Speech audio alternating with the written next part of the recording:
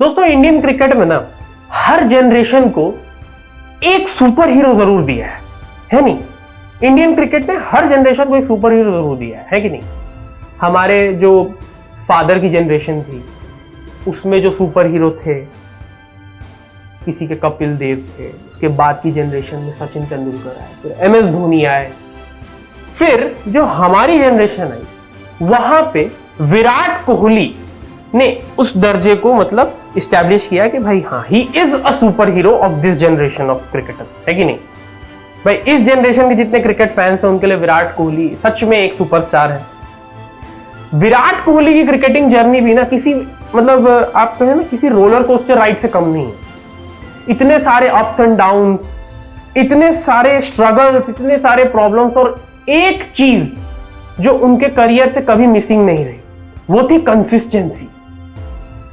हर चीज में विराट कोहली कंसिस्टेंट रहे हैं, हर चीज में, मतलब अपने ट्रेनिंग में, अपने हार्डवर्क में, अपने परफॉर्मेंस में, हर चीज में कंसिस्टेंट रहे हैं और उसी चीज का उन्हें हर बार रिजल्ट मिला भी है।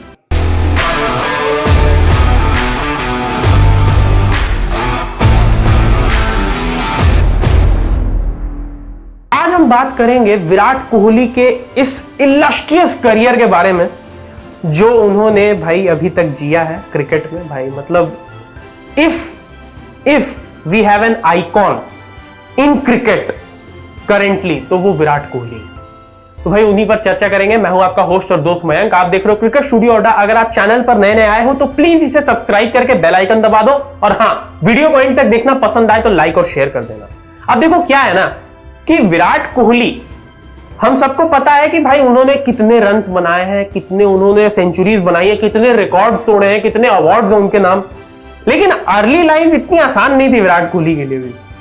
उन्होंने जैसे स्ट्रगल्स देखे हैं, उन्होंने जिस तरीके की लाइफ जी है वो बहुत ही डिफिकल्ट भी है। तो भाई क्या है कि विराट कोहली का जन्म हुआ था 5 नवंबर 1988 में दिल्ली में।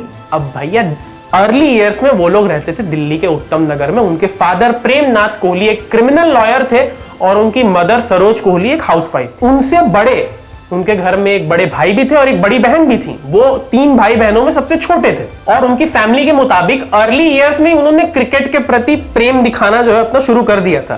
3 साल की उम्र में वो बैट उठा के अपने पापा को कहते कि पापा बॉल डालो, और वो बैटिंग करते। जब विराट कोहली थोड़े से बड़े हुए, 10 साल के हुए, तो 1998 में west Delhi cricket academy establish हुई और उसी साल 30 मई को, जी हां एग्जैक्ट डेट मेंशन है भाई रिकॉर्ड में, 30 मई को विराट कोहली को उनके फादर साहब लेकर गए राजकुमार शर्मा के पास।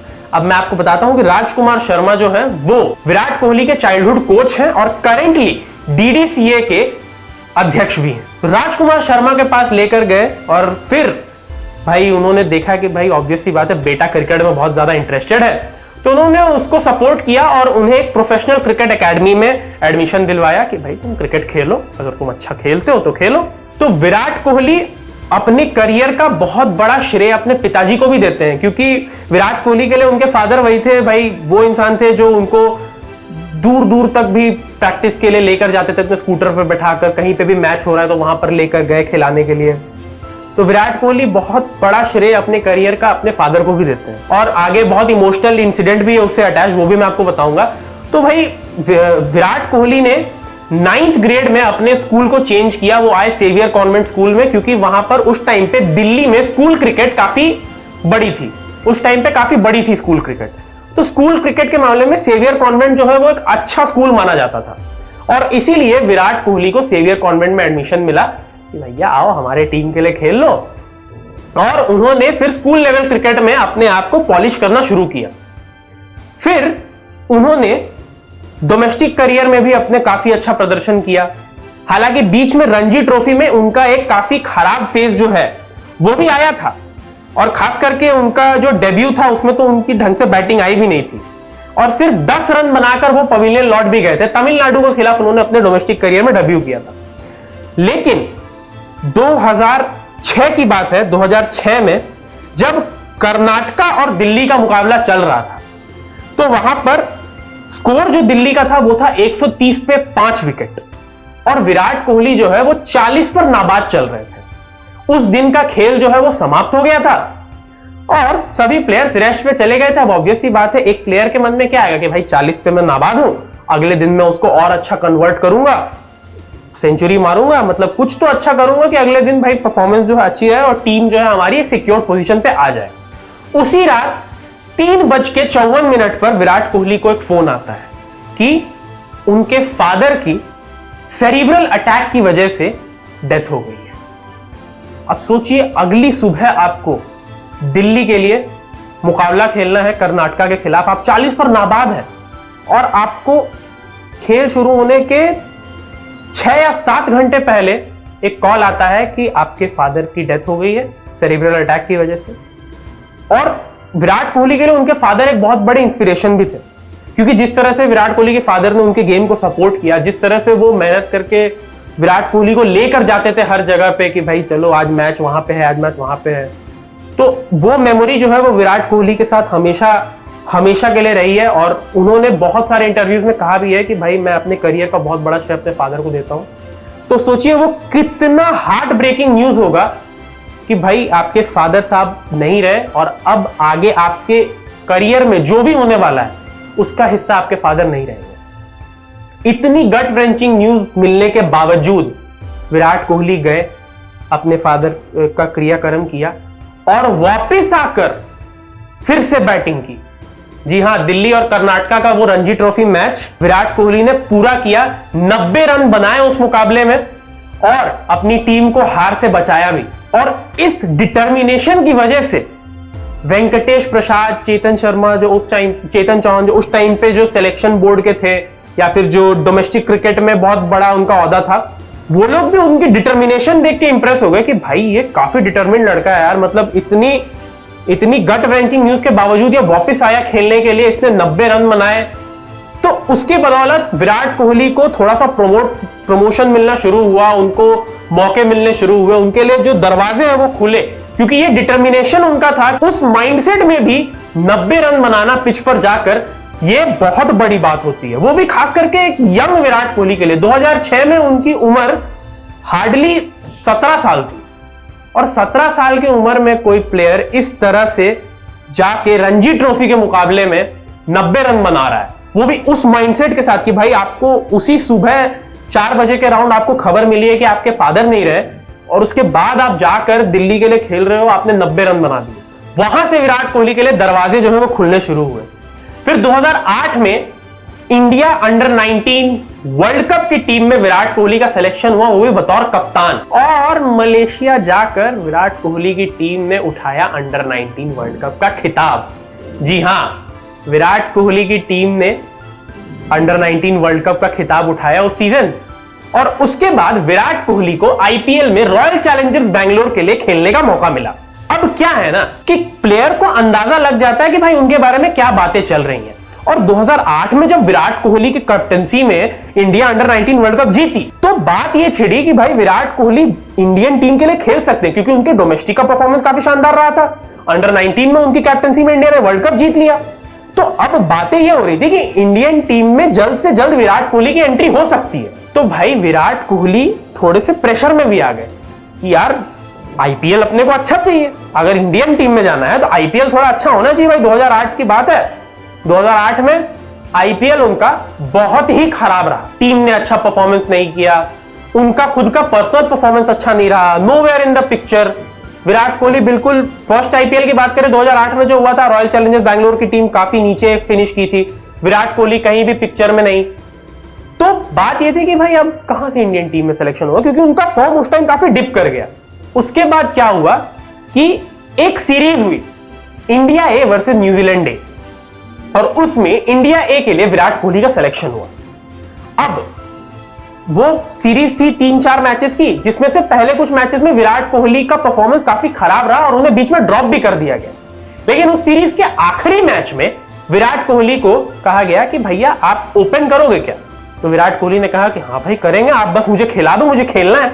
और उसी दिन उस टाइम पे इंडियन टीम के chief selector which was Dilip Vengsarkar, वो उसी मैच को देखने के लिए आ रहे थे जो कि बेंगलुरु में खेला जा रहा था। तो भाई उनकी फ्लाइट लैंड हुई और वो तुरंत एयरपोर्ट से सीधा मैच देखने आ गए और विराट कोहली उस मैच में ओपन कर रहे थे। तो उनके आने के जस्ट 15 मिनट बाद मुकाबला जो है शुरू हुआ। विराट कोहली और शिखर धवन ने ओपनिंग की और उस मुकाबले में विराट कोहली ने 120 रनों की शानदार पारी खेली, और वो भी एक मुश्किल बॉलिंग लाइनअप के खिलाफ, क्योंकि न्यूजीलैंड की टीम में भी काफी अच्छे गेंदबाज थे। टीम साउदी वहां मौजूद थे, क्रिस मार्टिन मौजूद थे। तो इन सब खिलाड़ियों के खिलाफ खेलते हुए विराट कोहली ने 120 रन बना दिए। अब क्या है कि दिलीप वेंगसरकर ने पहले भी विराट कोहली को खेलते देखा था और उस मैच में उन्होंने भाई उनको सेंचुरी बनाते देखा, तो वेंगसरकर ने मन बना लिया कि भाई मैं इस बंदे को सिलेक्ट करूंगा, और विराट कोहली की एंट्री हो गई इंडियन टीम में। अब पहला सीरीज उनका उतना भी अच्छा नहीं गया था, लेकिन आखिरी मैच में उन्होंने हाफ सेंचुरी लगा दी। उसके बाद भाई उनका करियर धीरे धीरे प्रोग्रेस हुआ, काफी अप्स एंड डाउन्स हुए। 2008-2009 का टाइम तो उनका काफी अप एंड डाउन वाला रहा। 2009 में उनकी सिलेक्शन भी हुई थी चैंपियंस ट्रॉफी में, जहां पे उनको as a middle order batsman use किया गया था, क्योंकि युवराज सिंह जो है वो कुछ मैचेस में इंजर्ड थे, लेकिन वो टूर्नामेंट उनका अच्छा नहीं गया।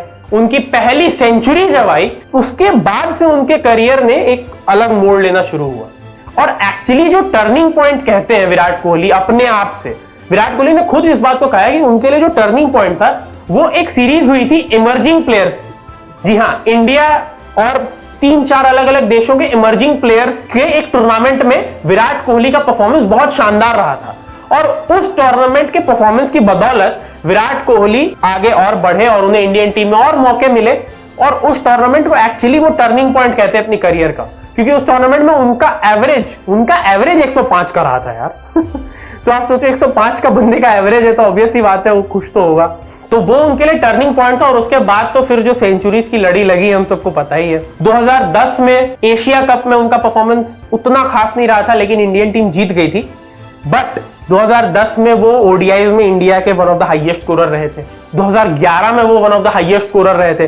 2011 में actually after the world cup में तो चलो उनका परफॉर्मेंस मैं कहूंगा कि एवरेज रहा था, not very good not very bad. But world cup के बाद विराट कोहली एरा की शुरुआत हुई थी एक तरह से, क्योंकि उसके बाद वेस्ट इंडीज के खिलाफ सीरीज में कमाल का प्रदर्शन, इंग्लैंड के खिलाफ सीरीज में कमाल का प्रदर्शन, फिर 2012 में वो कॉमनवेल्थ बैंक ट्राई सीरीज जहां पर श्रीलंका के खिलाफ वो 36 ओवर में चेस करने वाला मैच 330 चेस करने थे 36 ओवर 40 ओवर के अंडर, और वहां विराट कोहली ने जो लसित मलिंगा की हालत की थी, जिसके बाद लसित मलिंगा का खौफ चला गया था, क्योंकि उससे पहले लसित मलिंगा को खेलने से डरते थे यार बैट्समैन कि भाई ये तो यॉर्कर ही मारेगा, इसको खेलेंगे कैसे। विराट कोहली ने उस मैच में पूरी तरह से न्यूट्रलाइज कर दिया लसित मलिंगा के फियर को, क्योंकि जहां यॉर्कर थे वहां फ्लिक। एक ओवर में लसित मलिंगा को 5 चौके, और उसके बाद से भाई विराट कोहली बन गया फेमस बहुत ज्यादा। 2012 में भाई उनको लीडरशिप अपॉर्चुनिटी भी मिली, उनको वाइस कैप्टन बना दिया गया इंडियन टीम का। फिर 2012 में उनका टेस्ट करियर जो है वो भी काफी अच्छा मूव करने लगा। इंग्लैंड के खिलाफ सीरीज जो चल रही थी इंडिया में, उसमें उनका प्रदर्शन काफी अच्छा रहा। फिर 2013 में तो भाई चैंपियंस ट्रॉफी में उनका परफॉर्मेंस काफी अच्छा रहा, टीम इंडिया चैंपियंस ट्रॉफी जीत भी गई। फिर ऑस्ट्रेलिया के खिलाफ वो ओडीआई सीरीज, वो 7 मैचों की ओडीआई सीरीज, जहां पर हमने विराट कोहली की कंसिस्टेंसी देखी लगातार मैचेस में, और उस सीरीज में fastest century by an Indian in ODIs, 51 ball में सेंचुरी मारी थी विराट कोहली ने मोहाली के मैदान में। और उसी मैच में रोहित शर्मा के साथ वो पार्टनरशिप आपको याद ही होगी, जो 9 विकेट से इंडिया वो मुकाबला जीत गई थी 363 चेस करते हुए। तो भाई विराट कोहली का करियर उसके बाद से जो प्रोग्रेस हुआ, 2014 में उनको टेस्ट कैप्टनसी सौंपी गई, क्योंकि एमएस धोनी ने अचानक से, ऑस्ट्रेलिया के खिलाफ सीरीज चल रही थी, एमएस धोनी ने अचानक से कहा कि भाई मैं टेस्ट क्रिकेट से संन्यास ले रहा हूं और विराट कोहली को मैं जिम्मत सौंप रहा हूं। और उस सीरीज में 2014 में जो इंडिया ऑस्ट्रेलिया की सीरीज हुई थी टेस्ट सीरीज, उसमें विराट कोहली ने 4 टेस्ट मैचेस में गाबा छोड़ के बाकी तीनों जगह सेंचुरी बनाई। सिडनी, एडिलेड, हर जगह। एक मैच में तो दोनों इनिंग में बनाई थी। एक टेस्ट सीरीज में ऑस्ट्रेलिया के खिलाफ 4 सेंचुरीज लगाना, ये किसी के लिए भी बहुत बड़ी बात होती है भाई। और देखो 2013 में उन्होंने ओडीआईज में नंबर 1 रैंकिंग अचीव की, 2015 में T20Is में नंबर 1 रैंकिंग अचीव की, और 2018 में टेस्ट में नंबर 1 रैंकिंग अचीव की, और पहले भारतीय बल्लेबाज बन गए जिन्होंने तीनों फॉर्मेट में नंबर 1 रैंकिंग अचीव की। तो भाई विराट कोहली के नाम, ये बता दूं आपको, ये सिर्फ 2 खिलाड़ियों के नाम है इंडिया में, एक विराट कोहली, एक जसप्रीत बुमराह। इन्हीं दोनों के पास है तीनों फॉर्मेट में नंबर 1 रहने का खिताब भाई। और उसके अलावा अवार्ड्स की बात करें तो फिर तो थक जाओगे सुनते सुनते। इतने सारे हैं। ICC cricketer of ODI cricketer of the year 2012 में जीता, 17 में जीता, 18 में जीता, 4 बार जीत चुके हैं। उसके अलावा भाई numerous ICC cricketer of the decade award 2011 से 2020 का डेकेड उनको क्रिकेटर ऑफ द डेकेड मिला था। Sir Garfield Sobers cricketer of the year award 4 bar, cricketer of the decade वो भी मिल चुका है। तो अवार्ड्स की लिस्ट तो इतनी लंबी है कि आप ऐसे लिखोगे ना किसी पेपर पे तो वो पन्ने भरते जाएंगे, इतने अवार्ड जीत रखे हैं विराट कोहली ने। और भाई उनके करियर का मैं कहूंगा सबसे जो मुश्किल फेज था वो एक्चुअली 2014 का टेस्ट टूर था इंग्लैंड का, जहां पे उनका परफॉर्मेंस बहुत ही खराब रहा था। कंसिस्टेंसी के मामले में बिल्कुल ही पूरी तरह से डाउनफॉल चल रहा था विराट कोहली का। लेकिन उसके बाद ऑस्ट्रेलिया में जो उन्होंने अपने आप को उठाया, उसके बाद वो रुके ही नहीं। उसके बाद वो सीधा 2019 में रुके हैं 2019 के बाद से उनका फिर एक और खराब फेज आया। 2020 तो पूरा लॉकडाउन में गया। 2021 में उनकी कैप्टनसी में टीम इंडिया जो है वर्ल्ड टेस्ट चैंपियनशिप से बाहर हो गई, फाइनल में वो हार गए न्यूजीलैंड से। T20 वर्ल्ड कप में ग्रुप स्टेज से एग्जिट मिला और उसके बाद उनकी कैप्टनसी भी छिन गई 2022 में। लेकिन उन्होंने फिर से T20 वर्ल्ड कप में बहुत ही शानदार प्रदर्शन किया, इंडिया के लिए हाईएस्ट रन स्कोरर रहे। बट इंडियन टीम उस सीरीज में भी, उस टूर्नामेंट में भी सेमीफाइनल से बाहर हो गई। उससे पहले भी 2014 में फाइनल तक लेकर गए थे विराट कोहली अपनी टीम को। भले ही कप्तान नहीं थे लेकिन वाइस कैप्टन के रूप में उन्होंने फाइनल्स तक का सफर तय किया और टीम इंडिया के लीडिंग रन स्कोरर भी रहे और प्लेयर ऑफ द टूर्नामेंट भी रहे। लेकिन फाइनल में श्रीलंका ने हरा दिया भैया। 2016 में फिर से हार्ट ब्रेक आया जब इंडिया में T20 वर्ल्ड कप चल रहा था और सेमीफाइनल्स में भारत जो है वो मुकाबला अपना हार गई वेस्ट इंडीज से। उस टूर्नामेंट में भी विराट कोहली का प्रदर्शन बहुत शानदार रहा था, हाईएस्ट रन स्कोरर थे वो, और उसके साथ साथ फिर से प्लेयर ऑफ द टूर्नामेंट का अवार्ड जो है वो विराट कोहली को मिला था। तो he is the only cricketer जिसको 2 प्लेयर ऑफ द टूर्नामेंट्स मिले हैं, वो भी T20 वर्ल्ड कप में। 2 T20 वर्ल्ड कप से प्लेयर ऑफ द टूर्नामेंट जीतने का जो रिकॉर्ड है वो विराट कोहली के पास है। लेकिन भाई फर्क नहीं पड़ता क्योंकि ट्रॉफी उनके हाथ में है। ट्रॉफी कब आई? जब उन्होंने अपना आखिरी T20 वर्ल्ड कप खेला और वो पूरा T20 वर्ल्ड कप उनका फॉर्म काफी खराब रहा था। जी हां, मैं बात कर रहा हूं 2024 के T20 वर्ल्ड कप की। 2024 में T20 वर्ल्ड कप हुआ इस साल वेस्ट इंडीज और यूएसए में। अब डिसीजन यह हुआ कि इंडिया की तरफ से रोहित शर्मा और विराट कोहली दोनों दिग्गज ओपनिंग करेंगे। लेकिन विराट कोहली के लिए यह टूर्नामेंट बिल्कुल फॉरगेटेबल होता अगर इंडिया नहीं जीतती, क्योंकि आप उनका परफॉर्मेंस देखो। आयरलैंड के खिलाफ वो 4 या 5 रन बनाकर आउट हो गए थे, पाकिस्तान के खिलाफ 4 रन बनाकर आउट हो गए थे, यूएसए के खिलाफ डक, अफगानिस्तान के खिलाफ भी उनका परफॉर्मेंस अच्छा नहीं रहा, बांग्लादेश के खिलाफ स्टार्ट अच्छा दिया था, काफी अच्छा कर गए थे, 30-34 रन बना दिए थे कुछ, लेकिन फिर उसके बाद फिर से आउट हो गए। ऑस्ट्रेलिया के खिलाफ फिर से डक आउट। ये पहली बार था जब विराट कोहली किसी T20 वर्ल्ड कप मैच में 0 पे आउट हो रहे थे। पहली बार यूएसए के खिलाफ हुए, फिर दूसरी बार ऑस्ट्रेलिया के खिलाफ हुए। एक ही T20 वर्ल्ड कप में 2 बार 0 पर आउट हुए। फिर सेमीफाइनल्स में इंग्लैंड के खिलाफ भी उनका प्रदर्शन जो है वो अच्छा नहीं रहा। लेकिन जहां चाहिए था वहां विराट कोहली का प्रदर्शन बहुत अच्छा रहा। फाइनल में साउथ अफ्रीका के खिलाफ जो पारी उन्होंने खेली 76 ऑफ 59 बॉल्स, जिसके बदौलत उनको मैन ऑफ द मैच भी मिला फाइनल में, वो पारी बहुत इंपॉर्टेंट थी क्योंकि इंडिया के अर्ली विकेट्स गिर गए थे। 3 विकेट बहुत ही जल्दी इंडियन टीम अपनी गंवा चुकी थी और उसके बाद वहां पर जरूरी था विराट कोहली का खड़ा रहना। तो विराट कोहली और अक्षर पटेल ने मिलकर पारी को आगे बढ़ाया, बहुत अच्छी पार्टनरशिप की और विराट कोहली ने एंड तक आते आते अपनी पारी को अच्छा एक्सेलरेट भी किया, जिसके बदौलत टीम इंडिया जो है वो एक अच्छा टारगेट देने में सफल रही। जिसके बाद इंडिया ने साउथ अफ्रीका को रिस्ट्रिक्ट किया, 7 रन से मुकाबला जीता, फाइनल जीता और टूर्नामेंट का कप उठा लिया।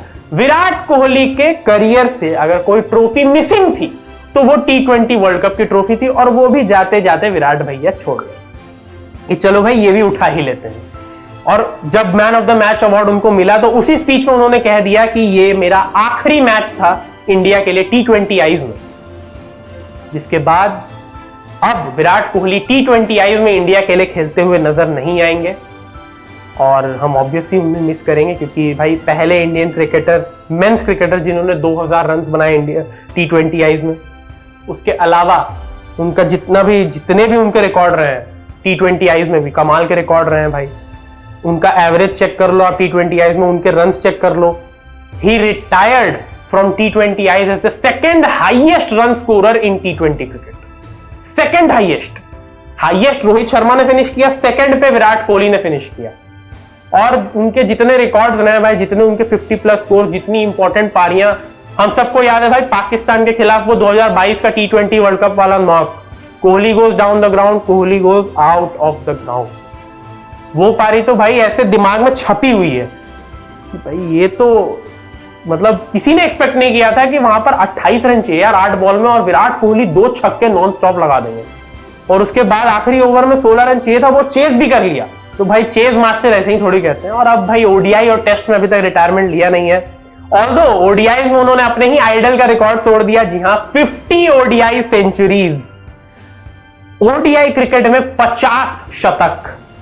ये तो भाई ये नहीं टूट रहा जल्दी, ये तो कतई नहीं टूट रहा जल्दी, क्योंकि भाई 50 शतक ओडीआई क्रिकेट में लगाना है बहुत बड़ी बात होती है। सचिन तेंदुलकर ने 49 पे खत्म किया था, विराट कोहली ने 50 लगा दिए। और ये 50वां आया था न्यूजीलैंड के खिलाफ सेमीफाइनल में, जो कि ICC men's ODI world cup 2023 में खेला गया था। मुंबई वानखेड़े में ही अपने आइडल के सामने, अपने आइडल के होम ग्राउंड पर उन्होंने अपने आइडल का रिकॉर्ड तोड़ा। 50 ओडीआई सेंचुरीज कंप्लीट किए और अभी भी वो आगे बढ़ रहे हैं भाई ओडीआई क्रिकेट में आगे बढ़ रहे हैं, टेस्ट में भी आगे बढ़ रहे हैं। टेस्ट में भी 29 सेंचुरीज लगा चुके हैं, जिसमें से 7 डबल सेंचुरीज है और 1 सेंचुरी उनकी आई है T20Is में। टोटल 80 सेंचुरीज लगा चुके हैं अपने करियर में, इंटरनेशनल करियर में। और अगर बचे कुछ सालों में 21 और लगा देते हैं तो सचिन तेंदुलकर के 100 इंटरनेशनल सेंचुरीज का रिकॉर्ड भी विराट कोहली तोड़ सकते हैं। तो देखते हैं भाई उनके करियर में आगे और क्या क्या होता है। अभी तो बहुत सारे रिकॉर्ड वो और तोड़ने वाले हैं, ऐसा मुझे प्रतीत हो रहा है। तो भाई आप हमें बताइए कि आगे विराट कोहली और कितने रिकॉर्ड तोड़ेंगे। और अगर आपको वीडियो पसंद आई हो तो लाइक और शेयर कर देना और चैनल को सब्सक्राइब कर देना। मैं मिलता हूं अगले वीडियो में, तब तक के लिए बाय बाय।